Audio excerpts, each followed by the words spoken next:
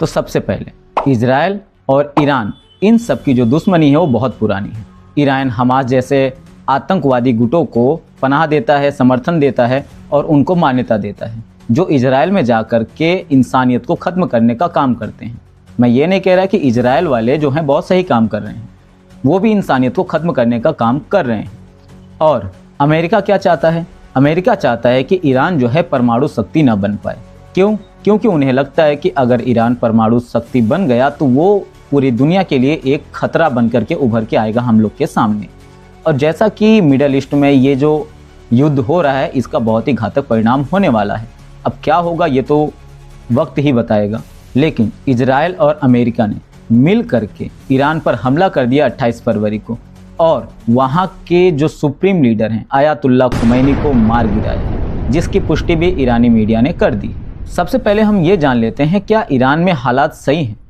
क्या खुमैनी बहुत सही आदमी है? तो मेरे हिसाब से ईरान में हालत बहुत ज़्यादा सही नहीं है।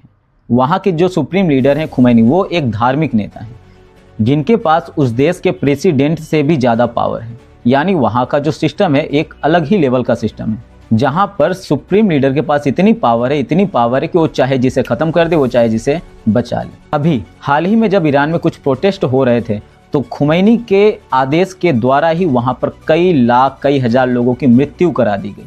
क्या एक धार्मिक नेता को यह शोभा देता है? क्या एक इंसान को यह शोभा देता है? नहीं।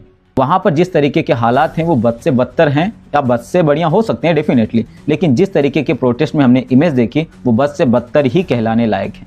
खुमैनी अपने आप को सुप्रीम लीडर बताते हैं, बताएं क्या तकलीफ है। वो अपने आप को धार्मिक नेता बताते हैं, बताएं क्या तकलीफ है। लेकिन जिस तरीके की उनकी हरकतें हैं, जिस तरीके से उन्होंने हत्याएं की, लगातार की, वो इस बात की इजाज़त नहीं देती है कि वो एक सच्चे धार्मिक नेता के रूप में बने रहें। तो ऐसे इंसान की अगर मृत्यु हो जाती है तो इससे हमारे देश को या दुनिया भर के लोगों को कुछ भी फ़र्क नहीं पड़ना चाहिए। लेकिन फ़र्क इस बात से ज़रूर पड़ना चाहिए कि क्या अमेरिका और इजराइल या कोई भी देश किसी देश के लीडर को इस तरीके से मार सकता है। क्योंकि हम विश्व शांति की तरफ बढ़ना चाहते हैं, ना कि युद्ध की तरफ।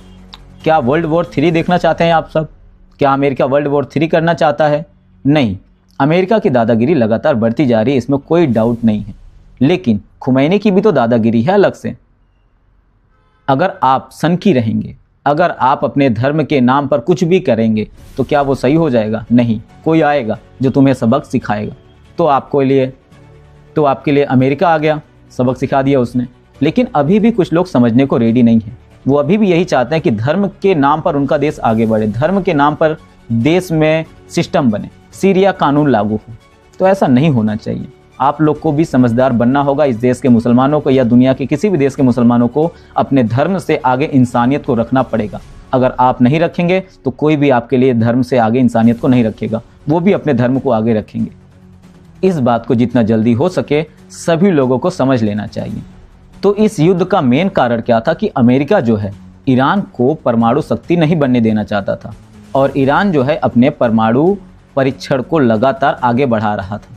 लेकिन अमेरिका ने इनके साइंटिस्टों को नहीं मारा, इनके सुप्रीम लीडर को ही ख़त्म कर दिया, जिससे ये परमाणु शक्ति ना बना पाए। हालांकि डोनाल्ड ट्रंप का ये भी कहना है कि वो चाहते हैं कि ईरान में लोकतंत्र आए। एक्चुअल में लोकतंत्र क्या होता है, ये डेफिनेशन आपको पढ़ लेनी चाहिए, इसके लिए आपको समझ लेना चाहिए। तो डोनाल्ड ट्रंप का जो लोकतंत्र है वो एक्चुअल में लोकतंत्र वहाँ पे स्थापित करना चाहता है, लेकिन ये राइट्स उनको किसने दिए, ये एक सवाल बना रहेगा।